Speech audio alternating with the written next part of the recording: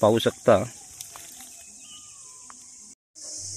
नमस्कार, सकाळचे 6:30 वाजलेले आहेत आणि उतेकर कृषी पर्यटन केंद्र, तालुका पोलादपूर, जिल्हा रायगड या ठिकाणी आपण आहोत। माझ्या मागे जो आपल्याला दिसतोय तो अननस आहे, संपूर्ण पिकलेला आहे आणि तो आपण आज काढणार आहोत आणि त्याचा आस्वाद घेणार आहोत। आणि असे बरेच असे अननस इथे पिकलेले आपल्याला दिसत आहेत। जेवढे पिकलेले आहेत तेवढे आज आपण काढणार आहोत आणि त्याचा आस्वाद घेणार आहोत। नक्कीच आपल्याला अननसाची शेती ही कोकणामध्ये खूप चांगल्या प्रकारे करता येऊ शकते। कोकणातील जे पाणी असतं ते खूप चांगलं गोड असतं, त्यामुळे फळांना देखील तशाच प्रकारचा गोडवा हा येत असतो। म्हणून कोकणामध्ये जे आपण फळझाडे आपण उत्पादन घेत असतो तर त्याचं खूप चांगल्या प्रकारे फळांमध्ये त्याचा गोडवा येत असतो। तर आपल्याला देखील याचा अनुभव आलाच असेल। तर आज आपण अननस काढणार आहोत। 2-4 जेवढे अननस आपल्याला पिकलेले दिसतील ते आज आपण काढणार आहोत आणि त्याचा आस्वाद घेणार आहोत। चला तर मग माझ्यासोबत पुढे देखील कंटिन्यू राहूया आपण।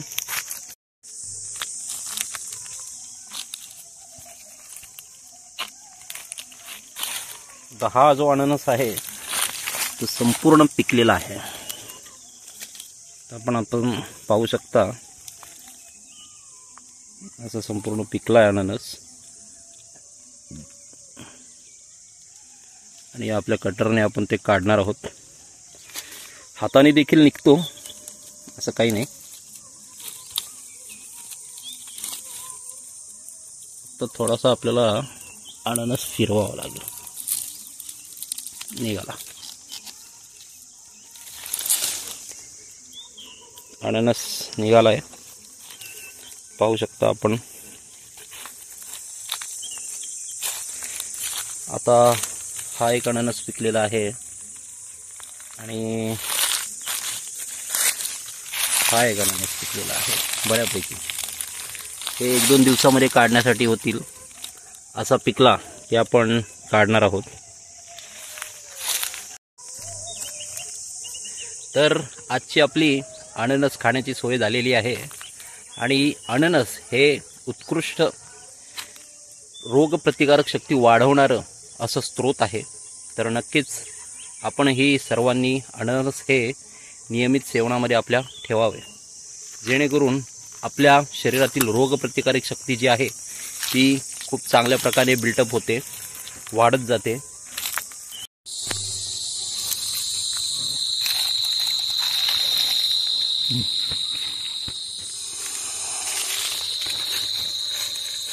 पाणी नसलं वाढ नाही, लगेच इतकं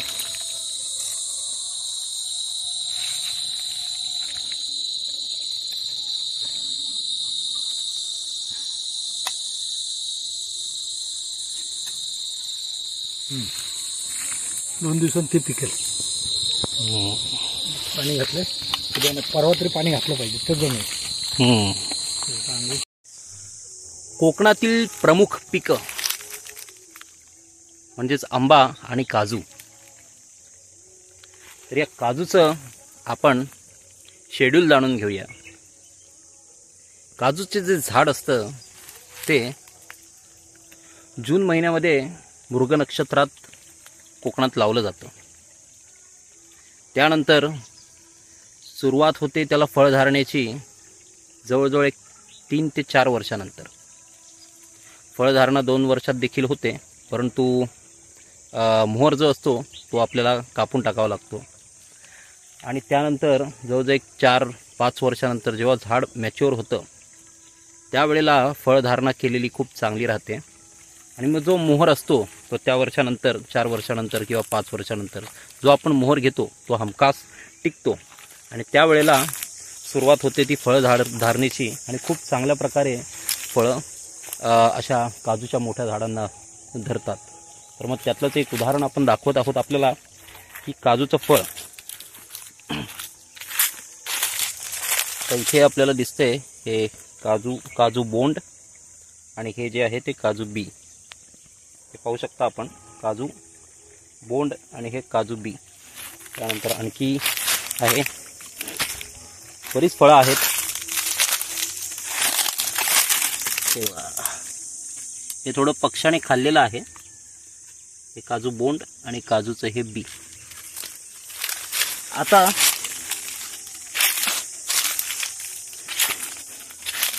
एप्रिल आणि मे महिना हे 2 महिने जे असतात, जी परिपक्व झाडे झालेली असतात, तर त्या झाडाखाली असं काजूचं बी पडलेलं आपल्याला दिसतं. हे पहा, काजूचं बी आहे, हे पडलेलं दिसतं. आणि बोंड जे असतं ते सुकून गेलेलं असतं किंवा ते पक्ष्यांनी खाल्लेलं असतं. तर एप्रिल आणि मे या 2 महिन्यामध्ये असं वेचण्यासाठी आता परत पहा, दिसलं आपल्याला परत एक काजू. हे पहा, ते असं झाडांच्या खाली एखादा राऊंड जरी आपण मारला तरी आपल्या बऱ्याच अशा काजूच्या बिया मिळतात आणि काजू घर त्यातूनच आपल्याला मिळत असतो. एप्रिल आणि मे महिन्यात आपल्याला हेच उद्योग असतात की काजूचं बी हे गोळा करायचं आणि त्याचा गर काढायचा. तर अशा प्रकारे काजूचं हे शेड्यूल असतं फळधारणेचं. त्याचबरोबर जी बोंडं असतात काजूची, त्यापासून आपल्याला विविध प्रकारचे उत्पादनं घेता येतात. त्यामध्ये आपल्याला कित्येक लोक काजू फेणी बनवतात, वाईन बनवतात. आपल्या महाराष्ट्रामध्ये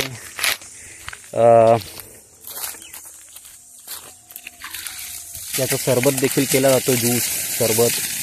तसं खूप चांगल्या प्रकारे उत्पन्न हे काजूला असतं. तर आता आपल्याकडे झाडांना, जी काही झाडं लहान आहेत त्यांना पाणी देण्याचं काम देखील आपण नियमितपणे करत असतो. तर आज आपल्याला या व्हिडिओमध्ये काजू आणि त्याचबरोबर अननस या 2 फळांची आपल्या उतेकर कृषी पर्यटन केंद्रामध्ये कशा प्रकारे लागण झालेली आहे त्याची माहिती मिळालेली आहे.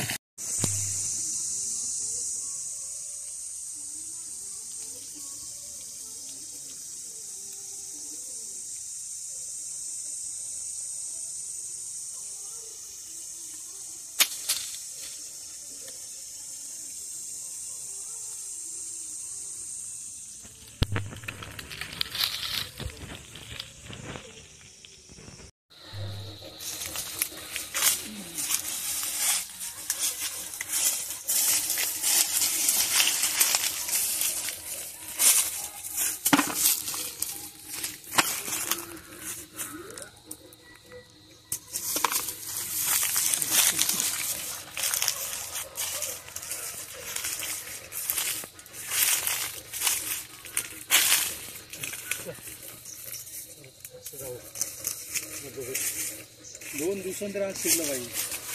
एवढं काय काजू नाही का ना.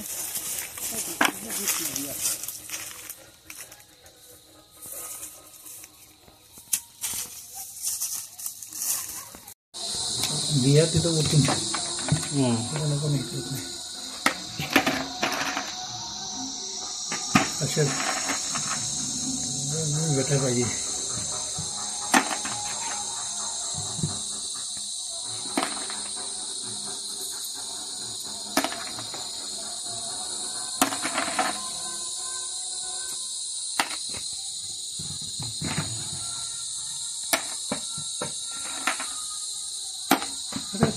खूप पडला होता, हात लावला आला निघून.